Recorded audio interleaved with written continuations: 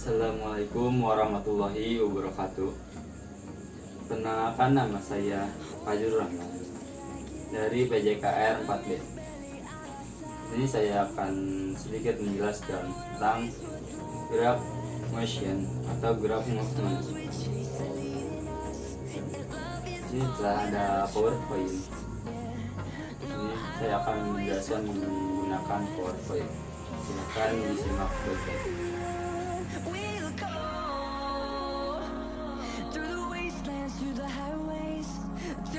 Pembahasan yang pertama adalah gerak. Definisinya sendiri adalah kegiatan atau proses perubahan tempat atau posisi ditinjau dari titik pandang tertentu. Suatu benda dikatakan bergerak apabila terjadinya perubahan tempat atau kedudukan atau perubahan posisi dari benda tersebut.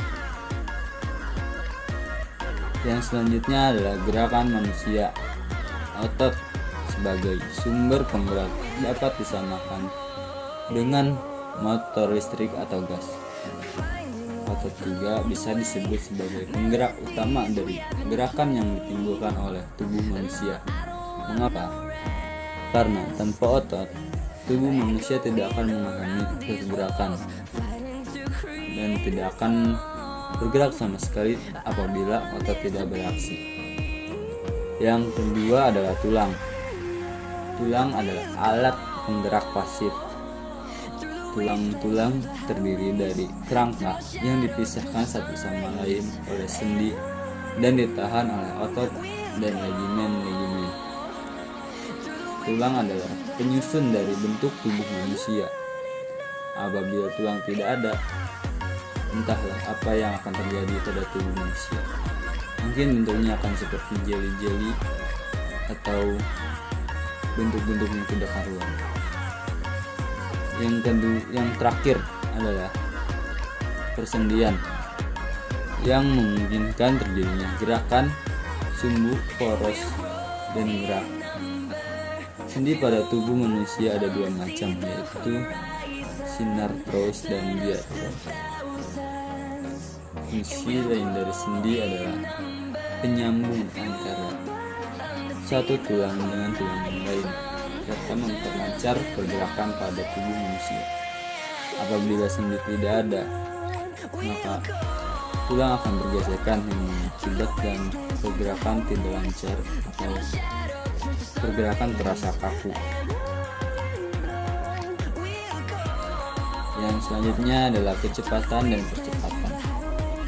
Jika kita membahas tentang perpindahan tempat atau pergerakan, maka kita akan membahas mengenai kecepatan dan percepatan karena kedua aspek ini saling berhubungan.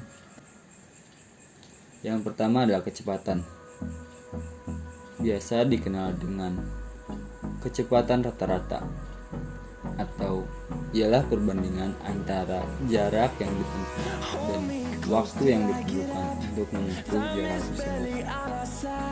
Maksudnya adalah kecepatan rata-rata dapat ditentukan dengan cara membagi jarak yang ditempuh oleh suatu benda dan kecepatan yang dibutuhkan benda tersebut untuk mencapai jarak yang telah ditentukan. Yang selanjutnya, percepatan adalah perubahan kecepatan tiap satuan waktu. Percepatan ini dapat positif, yang berarti tiap satuan waktu kecepatannya bertambah, dan yang berdampak negatif, yang berarti tiap satuan waktu kecepatannya berkurang atau semakin lambat.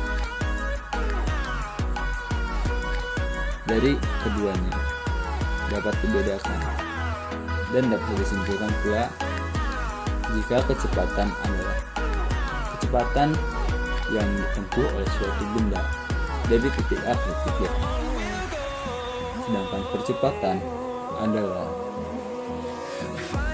pertambahan atau pengurangan kecepatan yang dialami dalam proses perpindahan dari titik A ke titik B. macam-macam gerak. Yang pertama ya gerak linier atau gerak benda lurus. Yang kedua adalah gerak benda jatuh, sama halnya dengan gerak linier. Gerak benda jatuh juga lintasannya lurus. Yang membedakan adalah gerak linier lintasannya berbentuk horizontal dan gerak benda jatuh berbentuk vertikal. Untuk contohnya sendiri, gerak linier adalah pelari sprint 100 meter dengan lintasan lurus ke depan. Yang contoh dari gerak benda jatuh, buah jatuh dari pohon dan loncat indah yang jatuh ke kolam ini. Lalu yang ketiga adalah lintasan peluru atau proyektil. Untuk lintasannya sendiri di sini berupa lintasan parabola.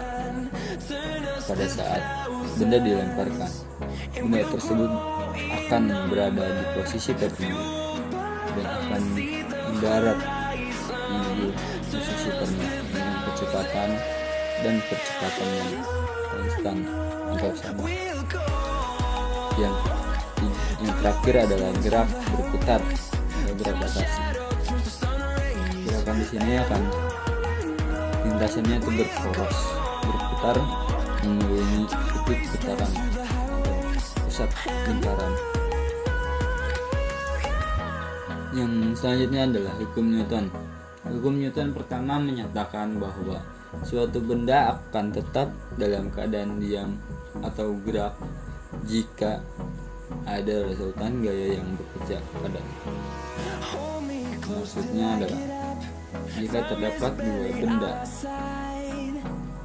yang pertama benda itu bergerak atau memberikan gaya, tapi benda yang kedua ini tidak akan terpengaruh oleh gaya atau gerakan yang diberikan oleh benda pertama.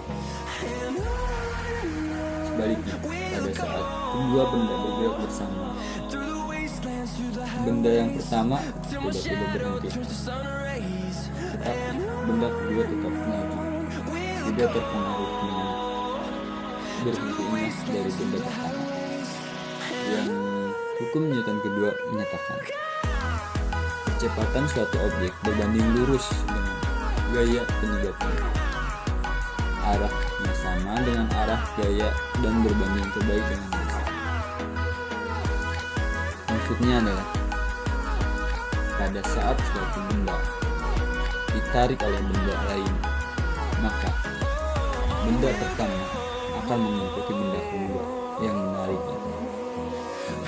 Jika benda kedua mendorong benda pertama, maka benda pertama akan bergerak mengikuti arah yang diberikan oleh benda kedua. Untuk Newton ketiga menyatakan setiap aksi akan menimbulkan reaksi yang sama dan berlawanan arah. Maksudnya adalah pada saat suatu mobil bertabrakan dengan mobil lain, maka mobil itu akan sedikit terpental kembali karena adanya aksi dan reaksi. Dan juga pada saat karet atau trampolin, pada saat benda dijatuhkan ke trampolin, maka trampolin akan memantulkannya kembali ke benda yang tadinya jatuh ke trampolin. Semoga